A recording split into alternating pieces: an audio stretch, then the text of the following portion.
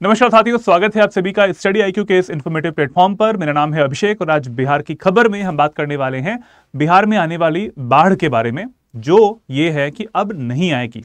क्या ऐसा होने वाला है जानते हैं इस वीडियो में, क्योंकि 3 योजनाएं हैं ऐसी जो कि बाढ़ के ऊपर केंद्रित हैं और उनको केंद्र की तरफ से हरी झंडी भी मिल चुकी है। तो अब ऐसा हो सकता है कि बाढ़ का जो असर है वो कम हो जाएगा। कौन कौन सी ऐसी योजनाएं हैं, इनके बारे में जानेंगे। क्या ऐसे प्रोसेस होता है, क्या किया जाएगा, सब कुछ जानने वाले हैं हम इस वीडियो में। शुरुआत से अंत तक पूरा वीडियो देखिएगा। लास्ट में एक एमसीक्यू है, एक मल्टीपल चॉइस क्वेश्चन का एक क्वेश्चन भी मैंने रखा हुआ है। देखते हैं कि किसको उसका आंसर पता होगा। चलिए वीडियो को शुरुआत करते हैं। बिना देरी किए हुए सभी लोग इस चैनल को सब्सक्राइब जरूर कर लें। बीपीएससी स्टडी आईक्यू चैनल पर हम सभी लोग बिहार से रिलेटेड जितने भी वीडियोस हैं वो लाते रहते हैं। आप सभी लोग इस चैनल को सब्सक्राइब करें जिससे कि सारे नोटिफिकेशन, सारे वीडियोस की जो भी इंफॉर्मेशन होती है आपको टाइमली मिल पाए।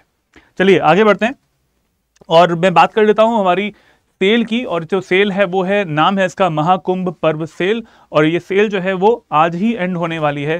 ट्राई करना है तो आप जाके स्टडी आईक्यू की वेबसाइट से जाके आप इस हमारे जो कोर्सेज होते हैं उनके बारे में जानकारी प्राप्त कर सकते हैं।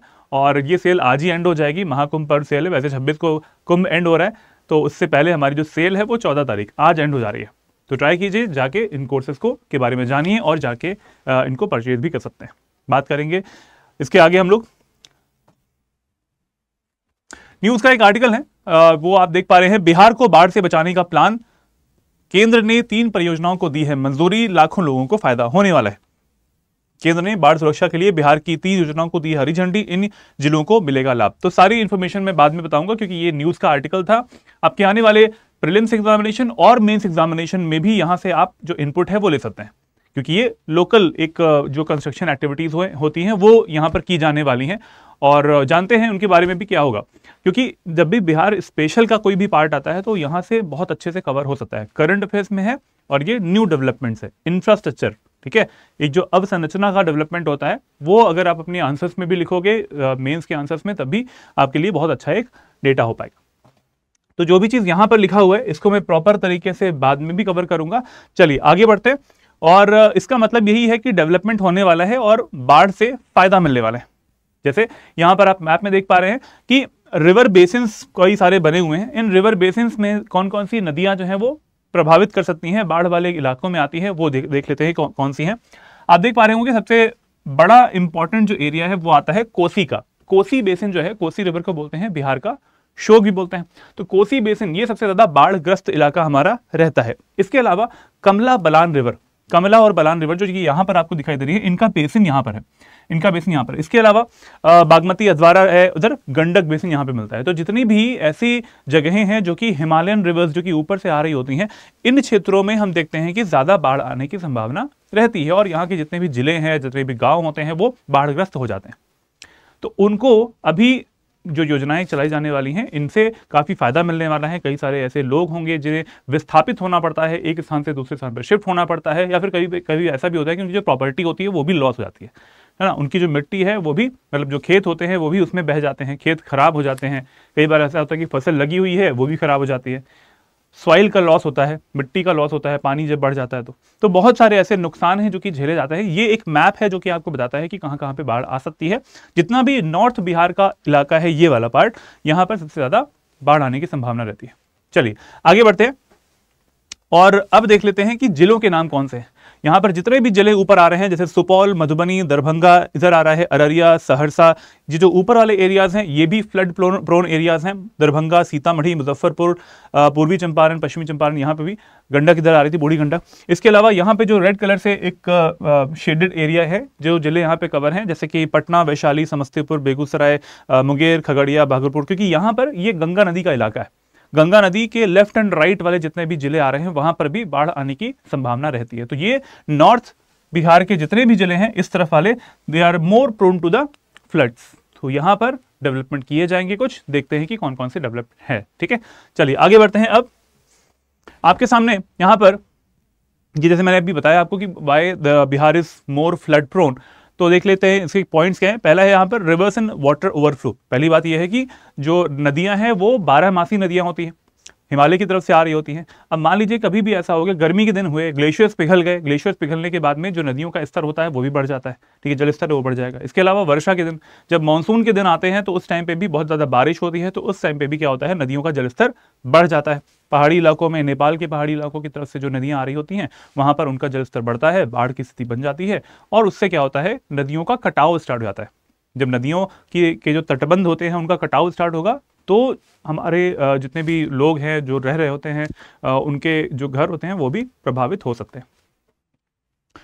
नेक्स्ट पॉइंट आता है high rainfall in the catchment area. ये मैंने बता दिया आपको, कैचमेंट एरिया कौन सा, जितने भी हमारे हिमालयन रीजन्स मिलते हैं आपको, वहां पर आपको मिल जाता है जलग्रहण क्षेत्रों में अधिक जो वर्षा होती है उससे भी पॉइंट होता है। नेक्स्ट पॉइंट आता है यहाँ पर पुअर ड्रेनेज एंड इंफ्रास्ट्रक्चर। आप सभी लोग जानते हैं कि बिहार में विकास के नाम पर बहुत सारे डेवलपमेंट्स किए भी गए हैं, लेकिन उनकी जो उम्र है वो बहुत ही कम हमें दिखाई देती है। ऐसा क्यों?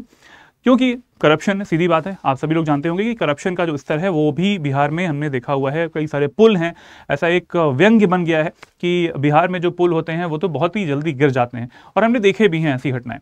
क्यों होते हैं आप सभी को पता होगा, कमेंट बॉक्स में बताइएगा कि ऐसा क्यों होता है। High rainfall in the catchment areas हो गया, खराब जल निकासी और बुनियादी ढांचा, ये बहुत इंपॉर्टेंट पॉइंट है। इसी फैक्टर की वजह से फ्लड प्रोन एरिया हमारा बिहार का बन जाता है। नेक्स्ट पॉइंट है डिफॉरेस्टेशन एंड सॉइल इरोजन। मिट्टी का जो कटाव होता है, मृदा अपरदन बोलते हैं इसको हिंदी में, ये भी एक बड़ा फैक्टर होता है। वनों की कटाई भी एक बड़ा फैक्टर होता है, इससे भी जो मिट्टी होती है वो सॉइल इरोजन इसका हो जाता है। अगर बहुत ज्यादा पेड़ रहते हैं तो उन पेड़ों की जो जड़ें होती हैं वो मिट्टी को बांध के रखती हैं, अदरवाइज क्या होता है कि मिट्टी की जो लेयर होती है वो शीट इरोजन के माध्यम से ऊपर की जो पूरी लेयर होती है वो निकल जाती है, right.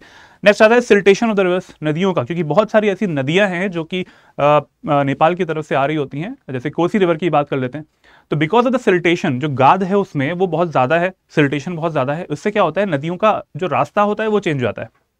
The reverse change their direction, वो मियांड्रिंग करती हैं, मियांड्रिंग या फिर सर्पिलाकार रूप ले लेती हैं, इससे उनका जो रास्ता है वो चेंज होगा, और ऐसे इलाके जहां पर पहले बाढ़ नहीं आती थी वहां पर भी बाढ़ आने का खतरा बन सकता है, क्योंकि नदी अपना रास्ता चेंज करती है। लास्ट पॉइंट है यहां पर lack of proper river management.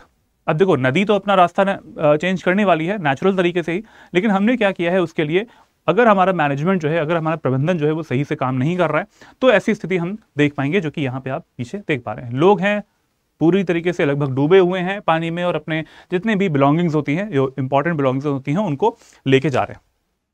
ऐसी स्थिति हमेशा बिहार में आती है। अभी कुछ समय पहले जब लास्ट ईयर सितंबर का टाइम था, जुलाई और अगस्त सितंबर का टाइम था, उस समय भी हमने देखा बहुत सारी ऐसी नदियां थी जो कि ओवरफ्लो कर रही थी। तो ये लोगों को हर साल फेस करना पड़ता है बाढ़ की स्थिति। अब ये बात तो हमने देख लिया कि भाई क्यों है ऐसा बिहार फ्लड प्रोन।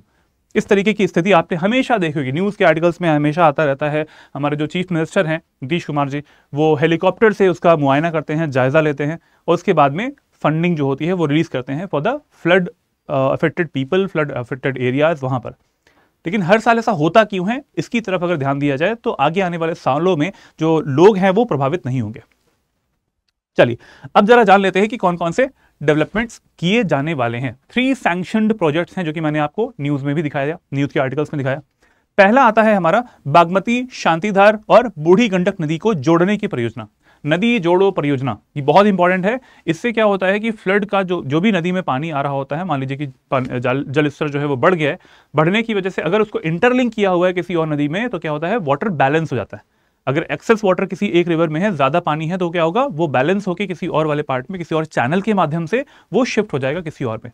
तो ये जो एक रिवर इंटरलिंकिंग परियोजना है, उसका एक सबसे बड़ा पॉजिटिव पॉइंट यही है कि उससे क्या होता है, रिवर में फ्लड आने की, नदी में बाढ़ आने की जो समस्या होती है वो कम हो सकती है, और उसकी जो फ्रीक्वेंसी है वो बहुत कम हो सकती है, जो आवृत्ति है उसकी हर साल आने वाली वो भी कम हो सकती है। इसमें अगर ऐसा किया जाएगा कि भाई बागमती, शांतिधार और बूढ़ी गंडक नदी को जोड़ा जाएगा, तो इससे किन जिलों को फायदा होने वाला है, आपके सामने लिखा हुआ है, दरभंगा और समस्तीपुर जिले जो हैं वो बेनिफिट होने वाले हैं। यहां पर जो भी बाढ़ आती है, जो भी समस्या आती है बाढ़ की, वो प्रभावित होने से बच सकते हैं ये वाले। अगला पॉइंट आता है यहां पर upliftment of the both the banks of the Kamla Balan rivers, strengthening and the road building activity, phase 3। तो इसका मतलब ये है कि जैसे कमला और बलान रिवर्स हैं, उनके दोनों बैंक, एक लेफ्ट बैंक होता है, एक राइट बैंक होता है, दोनों रिवर्स का ही। तो उनका जो भी हमारे बैंक्स हैं, जो भी तटबंध होते हैं, बायां किनारा, दाएं किनारा, वहां पर क्या किया जाएगा, उनको उठाया जाएगा, उनका अपलिफ्टमेंट किया जाएगा। अगर अपलिफ्टमेंट करते हैं तो पानी का स्तर अगर बढ़ता भी है तब भी फ्लडिंग नहीं होती है, तभी तटबंध को तोड़ के वो पानी जो है वो रिहायशी इलाकों की तरफ नहीं आ पाएगा, खेतों की तरफ नहीं आ पाएगा। तो कमला बलान नदियों के दोनों किनारों का उत्थान किया जाने वाला है। साथ ही साथ यहां पर एक और चीज लिखी है, सुदृढ़ीकरण, strengthening as well as the road building activity, सड़क निर्माण, और ये फेज 3 का काम है जो कि चल रहा है, ये भी इसी में आ जाएगा, इसी परियोजना का ही पार्ट है। कौन कौन से जिले इससे प्रभावित होने वाले हैं? मधुबनी, दरभंगा, सहरसा, समस्तीपुर जिले जो है वो अच्छे तरीके से हम कह सकते हैं कि वो बेनिफिट होने वाले हैं इस प्रकार से, इस तरीके वाले पार्ट से, जो कि कमला और बलान रिवर्स से। अब आपको क्या करना है, आपको एटलीस्ट ये आइडिया होना चाहिए कि कौन सा जिला कहां पे है मैप में। अगर हम मधुबनी, दरभंगा, सहरसा, समस्तीपुर की बात करें तो इससे पहले मैंने आपको मैप दिखाया था, ये वाला, ठीक है, मधुबनी, दरभंगा, ठीक है। इस तरीके से मैप जो है वो क्लियर होना चाहिए कि कौन सी नदी कहां पे फ्लो कर रही थी, दैट इज वाई मैंने इसको इंक्लूड भी किया है। कौन सी नदी यहां पे बह रही थी, किस नदी का बेसिन मिलता है यहां पर, और किस ये जो जिले हमारे बन रहे हैं, मधुबनी, दरभंगा, ठीक है, समस्तीपुर, ये वाला पार्ट है, तो ये कौन कौन से जिले कहां पे आते हैं, इतना आइडिया हो जाएगा, आराम से आप अपने आंसर्स को लिख पाएंगे। एटलीस्ट जीके को, अपनी बिहार की जो जनरल नॉलेज होती है उसको भी आप लोग जान पाएंगे, ठीक है। चलिए, तो ये बात हमने समझ लिया। सेकंड नंबर का जो पॉइंट था यहाँ पर कि ये जिले हमारे बेनिफिट होने वाले हैं, यहाँ पर इनको फायदा मिलने वाला है। तीसरा पार्ट ये है कि upliftment of the bank at Champaran also, Champaran, east Champaran, west Champaran, जहां पे भी ये यहाँ पर पे भी जो भी बूढ़ी गंडक रिवर आ रही होती है, बूढ़ी गंडक रिवर जो आ रही है, यहां पर भी ऐसा होने वाला है कि जो तटबंध हैं इनको क्या किया जाएगा, इनको स्ट्रेंथन किया जाएगा। इसको स्ट्रेंथन करने से क्या होगा, यहां पर भी अगर नदी का स्तर बढ़ जाता है, अगर रिवर का स्तर जो है वो बढ़ जाता है, तो क्या करना होगा हमें, तो इस जगह पे क्या होगा, फ्लडिंग नहीं आ पाएगी। जब फ्लडिंग नहीं आ पाएगी दैट मीन्स यहां पर लोगों को फायदा मिल पाएगा, वहां पर फ्लडिंग नहीं आएगी तो फिर नुकसान से बच पाएंगे, जो प्रॉपर्टीज होती है वो बच पाएंगे। नेक्स्ट पॉइंट आता है यहां पर, इसके अलावा ही 8.60 lakh people will be saved from the affected of जो इफेक्ट होता है फ्लड्स का, उससे भी। अब इतने जिले, क्योंकि आप सभी को पता होगा कि नॉर्थ बिहार में जितने भी जिले हमारे आते हैं उनमें क्या होता है कि बहुत सारी जनसंख्या वहां पे ज्यादा है, जनघनत्व जो है वो बहुत ज्यादा है, वहां पे रहने वाले लोग बहुत ज्यादा है। इस वजह से भी इतने सारे लोग, 8.60 लाख पीपल जो है वो क्या होने वाले हैं, उनको बेनिफिट मिलने वाला है, राइट। नेक्स्ट पॉइंट यहां पर 1.30 लाख हेक्टेयर की जो लैंड है वो भी बेनिफिट हो पाएगी, ill effects of the floods वहां पर नहीं आ पाएंगे। इट मींस जो बाढ़ आती है, जैसे बाढ़ आ गई कभी, तो क्या होता है कि उस जगह की जो जमीन होती है वो भी जहां पर मान लीजिए कि खेती हुआ करती थी, वहां पर फसलें लगी हुई थी, तो वो पूरी तरीके से प्रभावित हो जाती है, खराब हो जाती है फसल। तो उसका जो इल इफेक्ट होता है फ्लड का, वो उस जगह पे नहीं लग पाएगा इतने बड़े एरिया में। 1.30 लाख हेक्टेयर का जो एरिया है इसमें भी। नेक्स्ट पॉइंट है easy and quick transportation facility. अच्छा, ये भी बात है कि जब तटबंध जो बन जाएंगे, तो तटबंध बनने के बाद में जितना भी लेफ्ट एंड राइट वाला जितना भी एरिया है, वहां पर रोड्स बिल्डिंग एक्टिविटी जो मैंने लिखा है यहाँ पे, स्ट्रेंथनिंग द कोस्टल एरिया, जो कि नदी का जो बैंक वाला एरिया होता है, और साथ साथ वो वाला एरिया जो कि रोड बिल्डिंग एक्टिविटी की जा रही है, उससे क्या होता है, सड़क का चौड़ीकरण हो जाएगा। चौड़ीकरण होने से जो ट्रांसपोर्टेशन की सुविधा होती है वो भी साथ में डेवलप हो पाएगी। तो एक तीर से दो निशाने वाला काम जो है वो किया जाने वाला है, easy and quick transportation facility. ये है परियोजनाएं यहाँ पर आपने देखा, और ये आप देख पा रहे होंगे कि ये एक तटबंध जो होते हैं इसको स्ट्रेंथन करना है, मिट्टी के कटाव को रोकना होता है इसको। तो इससे बेनिफिट क्या होने वाला है वो देख लेते हैं। फ्लड कंट्रोल एंड मिटिगेशन, सभी को पता है ये पर्पस क्या है इसका, बाढ़ को नियंत्रित करना, यही एक पर्पस होता है इसका। दूसरा आता है वाटर कंजर्वेशन एंड मैनेजमेंट, ठीक है, जल संरक्षण और जो प्रबंधन है वो यहाँ पर काफी इंपॉर्टेंट है, इसको ही हमें फोकस भी करना है, ठीक है, इसको भी यही वाटर कंजर्वेशन के लिए भी काम आएगा, और मैनेजमेंट जो है पानी का, उससे भी यहाँ पर बेनिफिट मिल पाएगा। साथ साथ इरिगेशन सपोर्ट, सिंचाई, इससे क्या होगा कि पानी का जब ये तटबंध जो है वो बन गया, बनने के बाद में पानी जो है ओवरफ्लो करके नहीं जा पाएगा, उस पानी को एक चैनलाइज तरीके से अगर हम आगे जाते हैं तो इसको हम लोग बैराजेस के माध्यम से डायरेक्शन को देने के बाद में सिंचाई के लिए इसको बाद में यूज भी कर सकते हैं, नहरों में के माध्यम से इसको यूज भी कर सकते हैं। Reduction of soil erosion, agri land loss and the sedimentation, 3 purpose लिखे हैं यहाँ पर। मिट्टी का कटाव नहीं होगा, कृषि भूमि की जो हानि होती है वो भी नहीं हो पाएगी, साथ साथ इसमें अवसादन में भी कमी आने वाली है, ठीक है। जो भी सेडिमेंट्स आ रहे होते हैं नदी में, इस तरीके से आगे मान लीजिए कि बढ़ रही होती है, तो नदी का जब स्तर बढ़ता है तो बहुत बड़ा वॉल्यूम इस पार्ट में ही आ पाएगा। तटबंध को अगर ऊंचा करना है तो उससे रिहायशी इलाकों में पानी आगे नहीं बढ़ेगा। It helps infrastructure safeguard also homes, roads and bridges. कई बार आपने देखा होगा जैसे ब्रिज होते हैं, ब्रिज गिरते क्यों हैं वैसे बिहार में? क्योंकि वहाँ की जो मिट्टी होती है वो बहुत ज़्यादा क्या हो जाती है, क्योंकि वहाँ वो पक्का एरिया नहीं है, ठीक है। तो क्या होगा, जो मिट्टी होती है अगर वो कटाव उसका हो गया तो जो जिस पार्ट पर, जिस जगह पे ब्रिज बना हुआ है, ब्रिज के पिलर्स बने हुए हैं, वो उनकी जो पावर होती है, उनकी जो स्ट्रेंथ होती है वो कम हो जाती है। दैट्स वाई वो इम्बैलेंस स्थिति में आ जाते हैं और ब्रिज है कुछ समय बाद गिर भी जाते हैं। साथ साथ community and public safety, ultimate purpose तो यही है कि लॉस ऑफ लाइफ ना हो, लॉस ऑफ प्रॉपर्टी ना हो, ठीक है। किसी भी, ये एक तरीके से नेचुरल डिजास्टर है और बिहार इस नेचुरल डिजास्टर से बहुत समय से इसको फेस करता हुआ आ रहा है। आगे ऐसा ना हो तो इस वजह से इन डेवलपमेंट्स को किया जाने वाला है और community as well as public safety is also the mandate of the government. चलिए, ये था हमारा आज का वीडियो। इस वीडियो के एंड में अब मैं आपसे क्वेश्चन पूछ रहा हूं। एक क्वेश्चन आपके सामने लिखा हुआ है, इनमें से बताना है आपको कि बिहार में बहने वाली निम्नलिखित नदियों में से कौन सी नदी उत्तर की ओर बहने वाली नदी है, नॉर्थ की ओर बहने वाली नदी है। ऑप्शंस आपके सामने हैं, बागमती, कमला, कोसी और गंडक। चारों में से आपको एक जो सही आंसर है वो बताना है कमेंट बॉक्स में। देखते हैं कि किसका आंसर सही आता है। Options A, B, C, D इस तरीके से आप लोग लिख दीजिएगा वीडियो के डिस्क्रिप्शन बॉक्स में। चलिए, अब मैं बात कर लेता हूं हमारे महाकुंभ पर्व सेल की, जो कि एंड हो रही है। जाइए स्टडी IQ की वेबसाइट पर जाने के बाद में कोर्सेज को सिलेक्ट कीजिए। बिहार का जो हमारा फाउंडेशन बैच होता है, नाम है इसका निश्चय बैच 6, इसमें एडमिशन ले सकते हैं। अगर आप AKS लाइव कोड लगाएंगे, जो कि यहाँ पर लिखा हुआ है, इस जगह पर लिखा हुआ है, उस कोड को लगाने से आपको ये जो कोर्स होता है वो हो जाएगा 9999 का, 9999 का। इसके बारे में कोई जानकारी आपको करनी है तो आप कॉल कर सकते हैं नंबर पे 7640003000। इसके अलावा बात कर लेते हैं हम लोग 17th BPSC के मेंस प्रोग्राम के बारे में, जिसका नाम है उन्नति बैच 3। इसमें भी ये भी लॉन्च कर दिया गया है। इसमें भी आप एडमिशन ले सकते हैं और इसमें प्रॉपर तरीके से आपको मेंस ओरिएंटेड तरीके से आपको इसमें पढ़ाया जाएगा। The amount is 4499। कितना अमाउंट है? 4499, जब आप AKS लाइव कोड का यूज करते हैं तो, ठीक है। AKS लाइव कोड का यूज करेंगे तब ऐसा होगा। वैलिड है आज तक के लिए सेल वाली।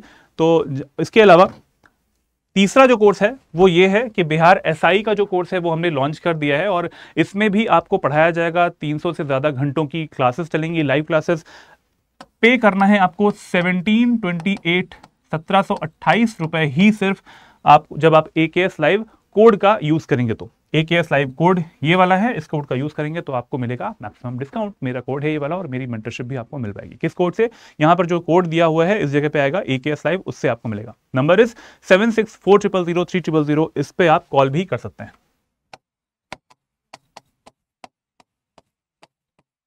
और जानकारी प्राप्त कर सकते हैं इन कोर्सेज के बारे में।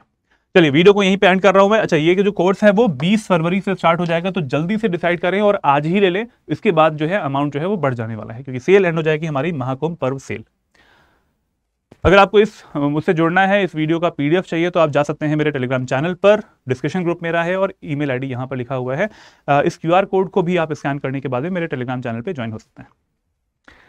चलिए, इसके अलावा जिसने भी इस चैनल को सब्सक्राइब ना किया हो, ज़रूर कर लें। सारी अपडेट्स आपको टाइमली मिल पाएंगी, हमारे वीडियोस की नोटिफिकेशंस आपको मिल पाएंगे। चलिए, धन्यवाद। जय हिंद, जय Bharat, goodbye, take care.